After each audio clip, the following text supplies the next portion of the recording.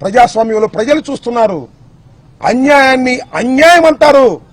ఆ గొంతు ఇప్పుడు వినిపించకపోవచ్చు, ఇప్పుడు సమయం వచ్చినప్పుడు వినిపిస్తుందని కూడా ఈ సందర్భంగా నేను మనవి చేస్తాను. ఏమంటారండి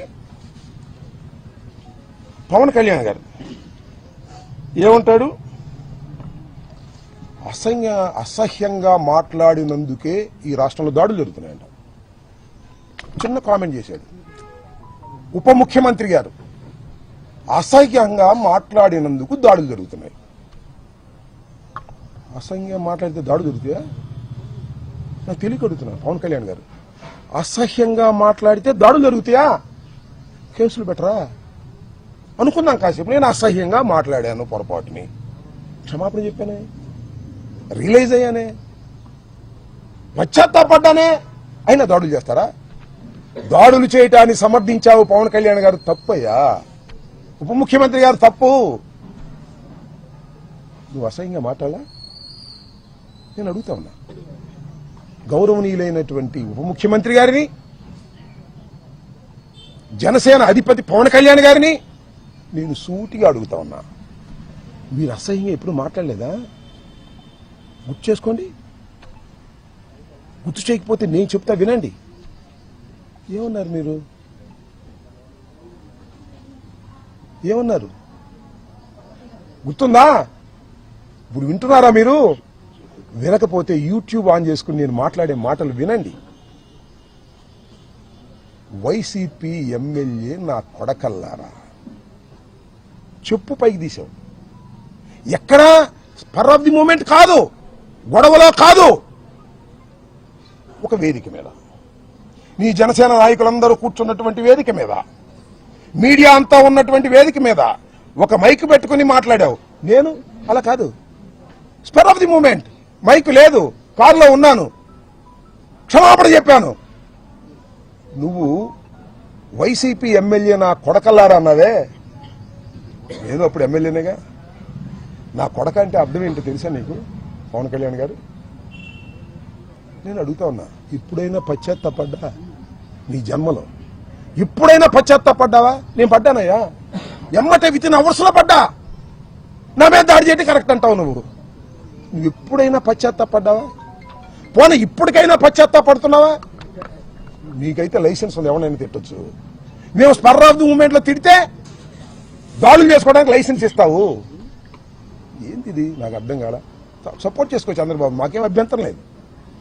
అన్యాయాన్ని అన్యాయం అనలేని వాడివి నువ్వే ఉప ముఖ్యమంత్రివే, నీకు చంద్రబాబుకి తేడా ఏంటని అడుగుతా ఉన్నా.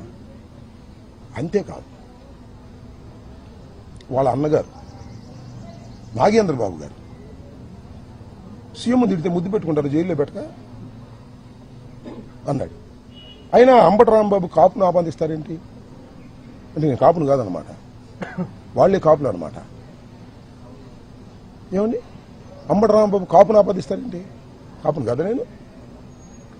సందర్భం వచ్చినప్పుడు కాపుల కోసం గొంతెత్తిన వాడిని కూడా మనవి చేస్తున్నా. మీరు గొంతులు మూసుకున్నారయ్యా.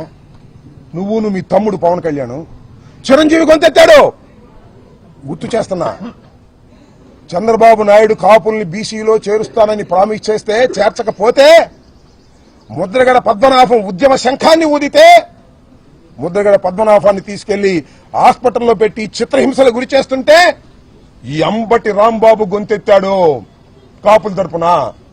నేను కమ్మ ద్వేషిని కాదు, నా కులం తరపున గొంతెత్తాను. ఇచ్చిన వాగ్దానాన్ని నెరవేర్చలేదని ముద్రగడ పద్మనాభం ఉద్యమం చేస్తుంటే హైయత్తులో మీటింగ్ పెట్టాం. మహానుభావుడు దాసరి నారాయణరావు గారు వచ్చాడు, చిరంజీవి గారు వచ్చారయ్యా. చిరంజీవి గారు మీ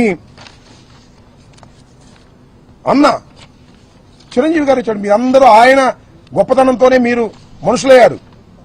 చిరంజీవి గారు వచ్చాడు, దాసనారాయణ గారు వచ్చాడు, బొత్స సత్యనారాయణ గారు కోఆర్డినేట్ చేశాడు. వెళ్ళి రిక్వెస్ట్ చేస్తే తోట చంద్రశేఖర్ గారు, శ్రీ రామచంద్రయ్య, పల్లవరాజు గారు, కన్నబాబు గారు అందరూ వచ్చారు. వచ్చి అప్పుడు ఒకటే చెప్పారు, వంగవీటి మోహన రంగారావును కోల్పోయాం గాని ముద్రగడ పద్మనాభాన్ని కోల్పోవడానికి సిద్ధంగా లేవు, ఖబర్దారని చిరంజీవి గారు మాట్లాడాడు, దాసనారాయణరావు గారు మాట్లాడాడు. ఎక్కడున్నారు అప్పుడు మీరు? ఏమండి నాగబాబు గారు, చాలా ఎత్తు పెరిగారు మీరు. ఎక్కడున్నారండి అప్పుడు? మీకు ఫోన్ల కోసం ట్రై చేస్తే దొరకలేదండి మీరు. పవన్ కళ్యాణ్ గారు దొరకలేదండి. ముద్రగడ పద్మనాభం గారు తర్వాత చెప్పాడు నాకు, ఎన్నిసార్లు ఫోన్ చేసినా పవన్ కళ్యాణ్ గారు ఎత్తట్లేదండి అని. నేను కాపులు నాయకుడని జగన్మోహన్ రెడ్డి అంటే ఈడట కాపోతాడంటావు నువ్వు. కాపుల కోసం గొంతెత్తిన వాడినయ్యా, కాపులకు అన్యాయం జరిగితే తప్పని చెప్పిన వాడినయ్యా, 10 మందిని పోగేసి హయత్లో మీటింగ్ పెట్టి ముద్రగడ పద్మనాభాన్ని కాపాడుకోవాలని ప్రయత్నం చేసినటువంటి మనసున్న వాడినయ్యా. నేను కమ్మ వ్యతిరేకిని కాదయ్యా, కాపు కులంలో పుట్టాను కాబట్టి నా కులానికి అన్యాయం జరుగుతుంటే మాట్లాడాలని ప్రయత్నం చేసినటువంటి వ్యక్తిని కాపు కాదంటావా నువ్వు? మీరే కాపులా? మీరే కాపులా అంటున్నా. ఏమండి, చంద్రబాబుని తిడితే అనుకోని కాసేపు కమ్మవారిని తిట్టినట్ట.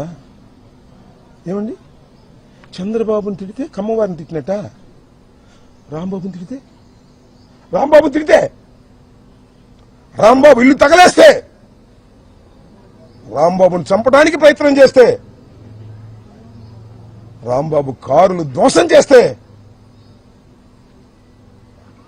ఎవరిని చేసినట్టు అంటే నేను కులం లేని అనాథన ఈ రాష్ట్రంలో, అడుగుతా ఉన్నా. నాకెవరు రియాక్ట్ కారని అనుకోకండి అని మనవి చేస్తున్నా. రియాక్ట్ అయ్యే రోజు ఒకటి వస్తుందని మనవి చేస్తున్నా. ఏంటి అన్యాయం?